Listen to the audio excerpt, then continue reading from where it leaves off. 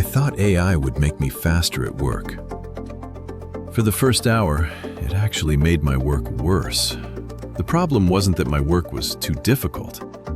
Too much of my day just disappeared into repetitive work. The emails, the notes, the first drafts, the organizing.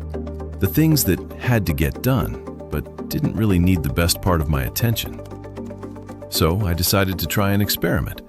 For one workday, every repetitive task went through AI first. And at first, it was fast. Very fast. But then I started reading the results. Some were generic, some missed important context, and some sounded absolutely nothing like me. That was the moment I realized something. The problem wasn't AI. I was using AI to replace my thinking, when I should have been using it to support my thinking. So I changed the experiment. AI took the first pass. I added the judgment, the context, the experience, and the final decision. And that changed everything. By the end of the day, I wasn't just working faster.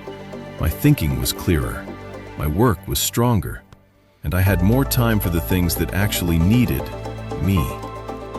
That might be the most important thing AI taught me. AI didn't make me better by doing more of my job.